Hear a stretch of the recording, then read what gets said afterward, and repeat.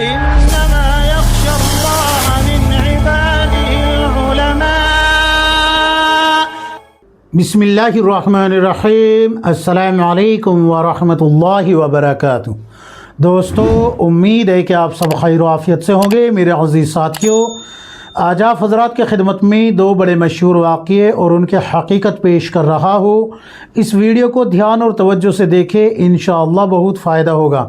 میرے ہاتھ میں کتاب غیر معتبر روایات کا فنی جائزہ جلد نمبر 5 ہے. اس کا صفحہ نمبر 342، 343، 344، اسی طریقے سے 380، 381، 382 کھول کے دیکھیں گے تو آپ کو یہ دونوں واقعے اور ان دونوں واقعوں کی حقیقت مل جائے گی. تو سب سے پہلا واقعہ سنیں. ایک مرتبہ رسول اللہ صلی اللہ علیہ وسلم کے پاس ایک شخص آیا اور آ کے کہنے لگا، اے محمد صلی اللہ علیہ وسلم، میں اسلام قبول کرنا چاہتا ہوں، لیکن میرے اندر کچھ برائیاں ہیں، جیسے شراب پینا، زنا کرنا، چوری کرنا، جھوٹ بولنا، اور آپ ان چیزوں کو حرام قرار دیتے ہیں اور میں ان چیزوں کو چھوڑنے پہ قادر نہیں ہوں.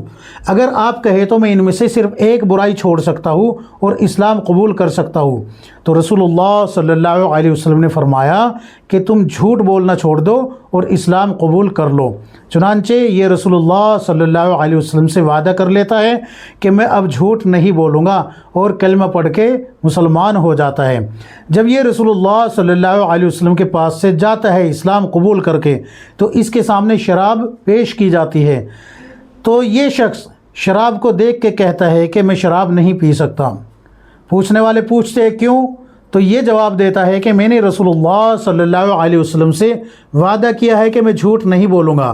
تو اگر رسول اللہ صلی اللہ علیہ وسلم نے مجھ سے پوچھ لیا کہ کیا تم نے شراب پی ہے، اور میں نے کہا کہ نہیں پی جبکہ پی ہوتی، تو اللہ کے نبی صلی اللہ علیہ وسلم سے جھوٹ بولنا ہو جائے گا کہ میں اللہ کے نبی صلی اللہ علیہ وسلم کے سامنے جھوٹ بولا ہوں، وعدہ خلافی ہو جائے گی. اور اگر ہاں بھر لیتا ہوں تو شراب پینا جرم ہے اسلام میں، اللہ کے نبی صلی اللہ علیہ وسلم مجھ پہ حد نافذ کریں گے، یعنی سزا دیں گے، اس لیے میں شراب پیتا ہی نہیں. تو یہ شخص شراب سے توبہ کر لیتا ہے. پھر اس کے سامنے جو ہے عورت پیش کی جاتی ہے زنا کے لیے، تو وہاں پر بھی یہ ایسے ہی انکار کر دیتا ہے کہ میں نے اللہ کے نبی صلی اللہ علیہ وسلم سے وعدہ کیا ہے کہ میں جھوٹ نہیں بولوں گا. اگر میں جھوٹ بولتا ہوں زنا کرنے کے بعد تو وعدہ خلافی ہو جاتی ہے، اور سچ بولتا ہوں تو پھر میرے اوپر حد نافذ ہوگی. اسی طریقے سے چوری کے تعلق سے بھی کہہ دیتا ہے کہ میں چوری نہیں کروں گا، میں نے اللہ کے نبی صلی اللہ علیہ وسلم سے وعدہ کیا ہے کہ میں جھوٹ نہیں بولوں گا.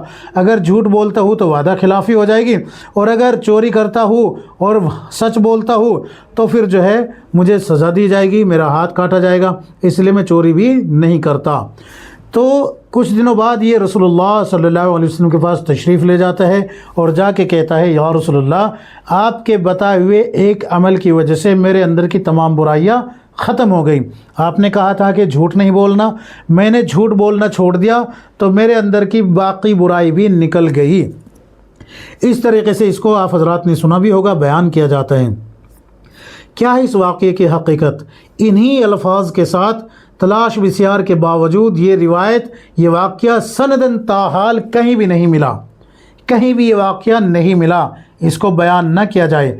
ہاں، آپ حضرات کو بہت سی ایسی روایتیں مستند روایتیں، یعنی کہ معتبر سند سے ایسی بہت سی روایتیں مل جائے گی جس میں رسول اللہ صلی اللہ علیہ وسلم نے یہ کہا ہے کہ تم شرک نہ کرنا. جیسے کہ حضرت ابو ہریرہ رضی اللہ عنہ راوی ہے، فرما رہے ہیں کہ اللہ کے نبی صلی اللہ علیہ وسلم نے مجھے فرمایا کہ ابو ہریرہ شرک نہ کرنا، چاہے تمہیں قتل کر دیا جائے، چاہے آگ میں جلا دیا جائے، چاہے سولی پہ چڑھا دیا جائے، نماز جان بوجھ کر نہ چھوڑنا، نماز جان بوجھ کر نہ چھوڑنا، شراب نہ پینا، کہ یہ ہر برائی کی جڑ ہے. اور انہی برائیوں کو قرآن میں بھی بیان کیا گیا ہے کہ ان برائیوں سے بچنا ہے. رسول اللہ صلی اللہ علیہ وسلم نے بھی بچنے کی ترغیب دی ہے. لیکن یہ جو واقعہ بیان کیا جاتا ہے یہ کہیں بھی نہیں مل رہا. اس کو بیان نہ کرے، اس کو بیان کرنے کی اجازت نہیں ہے، بالکل بھی اجازت نہیں ہے، اس کو بیان نہ کرے. یہ کتاب میں نے جو آپ کے سامنے حوالہ پیش کیا ہے، غیر معتبر روایات کا فنی جائزہ جلد نمبر 5 صفحہ نمبر 342، 343، 344 پہ یہ واقعہ اور اس کی حقیقت مل جائے گی آپ کو. اب دوسرا واقعہ بھی سنیں.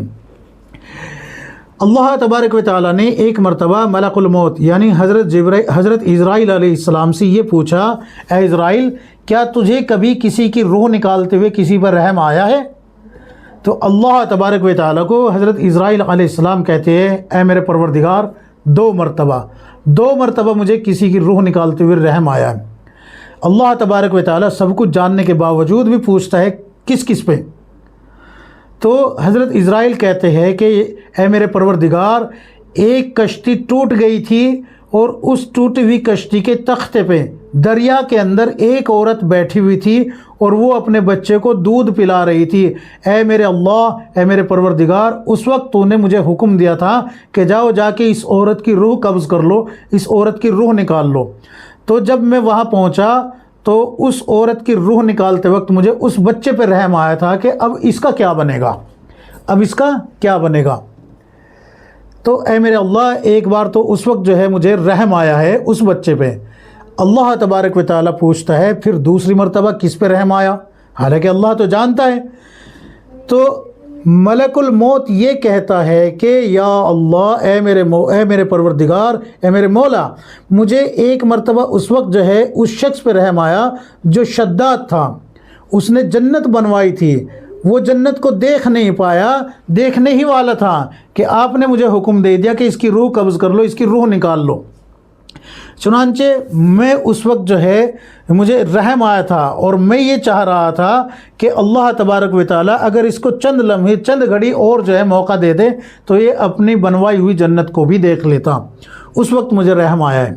تو اللہ تبارک و تعالیٰ فرماتا ہے کہ اسرائیل تجھے ایک ہی شخص پہ 2 مرتبہ رحم آیا ہے۔ یہ وہی بچہ ہے جس کی ماں کی روح تو نے دریا کے اندر تختے پر بیٹھی ہوئی، ٹوٹی ہوئی کشتی کے تختے پر بیٹھی ہوئی کی روح نکالی تھی، اور اس بچے پہ تجھے پہلی مرتبہ رحم آیا تھا۔ یہ شداد وہی بچہ ہے۔ جب یہ جوان ہو گیا اور بالغ ہو گیا اور مالدار ہو گیا تو اس نے ہماری نافرمانی شروع کر دی، لہذا ہم نے اس کو اس کی جنت دیکھنے سے پہلے ہی حکم دے دیا کہ اس کی روح نکال لو۔ ہم نے دیکھنے ہی نہیں دی اس کی جنت۔ تو کیا ہے اس واقعے کی حقیقت؟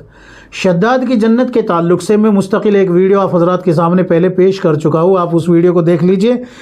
غیر معتبر جو من گھڑت روایات ہے اس میں آپ کو یہ کسی ایک ویڈیو مل جائے گا، تھمبنیل بھی لگا ہوا ہے، بلو کلر کا تھمبنیل ہے، شداد کی جنت کی حقیقت، یہ ٹائٹل ہے اس کا تھمبنیل کا۔ تو آپ اس کو دیکھ لیجئے، آپ کو پوری تفصیل مل جائے گی، پوری حکایت یعنی کہ شداد کی جنت اور شداد کا بچپن، یہ پورا کا پورا موضوع من گھڑت واقعہ ہے۔ کیوں؟ اس لیے کہ جب شداد کی جنت ہی من گھڑت ہے تو یہ اس کا بچپنا بھی من گھڑت ہے کہ دریا کے اندر یہ اپنی ماں کی گود میں تھا، دودھ پی رہا تھا اور ملک الموت کو روح نکالنے کا حکم ہو گیا۔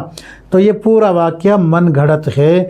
یہ میرے ہاتھ میں غیر معتبر روایات کا فنی جائزہ، جلد نمبر 5 صفحہ نمبر 381، 382، 383 کھول کے دیکھے تو 380، 381، 382 کھول کے دیکھے تو آپ کو تمام باتیں مل جائے گی جو میں نے آپ حضرات کے سامنے پیش کی ہے۔ امید ہے کہ بات کو سمجھیں گے، ان کو بیان کرنے سے خود بھی رکیں گے اور دوسرے لوگوں کو بھی روکیں گے۔ اللہ تبارک و تعالیٰ مجھے بھی، آپ کو، ہم سب کو کتاب و سنت کے مطابق زندگی گزارنے کی توفیق عطا فرمائے۔ آمین یا رب العالمین۔